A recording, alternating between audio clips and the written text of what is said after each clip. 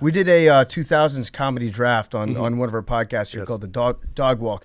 Obviously, your films took up like 65% of the entire draft board. But I took Superbad #1 overall in the entire draft. I think that if I were to ask you, like, out of all your movies, would you agree, like, that is the funniest of all of them? I mean, that's right up there. I mean, it's tricky because, you know, we work so hard into all of them. But I remember when we showed Superbad for the first time, it was at in the Valley, like in Burbank.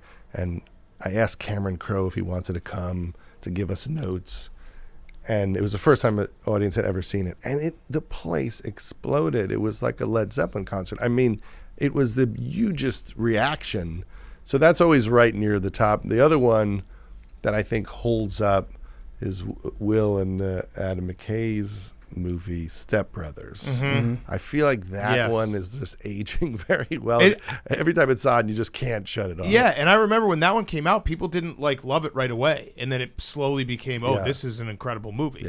Yeah. That's a movie that gets you through like some rough nights. Yeah. You know, if you're having a bad night and you put on Step Brothers, it's going to do something. It's a stop on your TV movie. It's like Goodfellas, Step Brothers, Shawshank. If you see it, you just stop and like, all right, this is what I'm doing for the next couple hours. Do you ever worry about like how your comedy ages? I know that's a shitty question, but like we obviously, we're not you, but we're in the same line of we produce content every day. And then if you're like, oh, what'd you say this 5 years ago? It's like, well, I don't know. It's a different time. I mean, for me, I really always thought that it was about immature people. So all the bad behavior in there is very purposeful. Like if you watch Knocked Up, they're trying to start an internet site that tells you where all the nude scenes are in all the movies. And they think they're geniuses for it. But it's in there because we're trying to show that, when you're young, you have a few years to be a knucklehead and bounce around with your friends before you try to behave like normal people behave. And when he gets Katherine Heigl's character pregnant, it ends instantly. He loses that time of his life. And so there's a lot of things in it that I don't think are good, but they're kind of bad because I want him to need to stop. Right. Freaks and Geeks.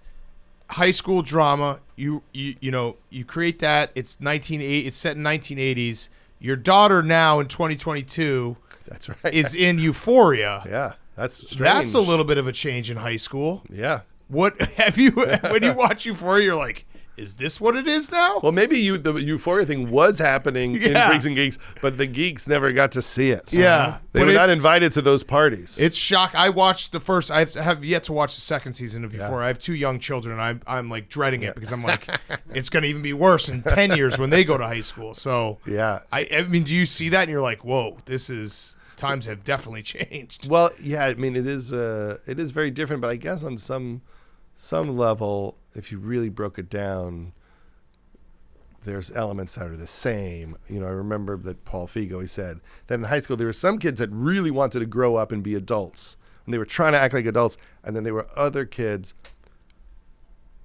trying so hard to stay children, and they really were scared to death of everything and loved being little kids, and that's a lot of what he was writing about. So some of that is the same thing. I mean, Euphoria is a lot about like trauma and the trauma of childhood that leads you to make a lot of bad decisions. And the second season is pretty incredible because it all builds to an idea that's kind of beautiful and emotional and surprising for how shocking so much of it is. Right. That he had a large thought. It almost feels like the 2 seasons is one big idea.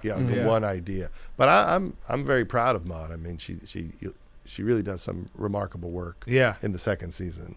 Definitely. Do you think there is such thing as the Judd Apatow cinematic universe? Is there a storyline like 7 years from now? Are you going to release a film and it's like, this is what I've tied together throughout the last 30 years of my career? It's interesting. And just everyone is in one thing. Well, I love like when we do like This Is 40 off of Knocked Up or Get Him to the Greek off of Forgetting Sarah Marshall.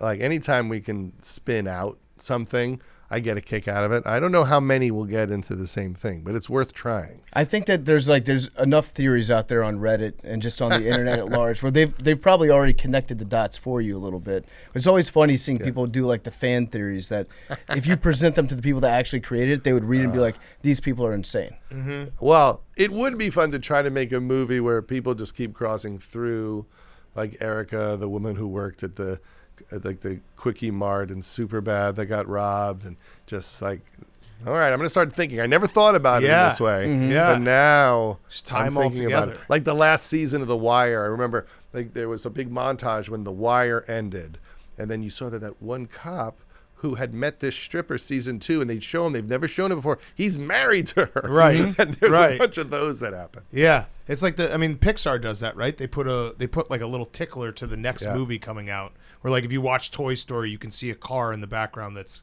gonna be Cars. Oh wow. And it's mostly people who have too much time on their hands, like just really going through these movies.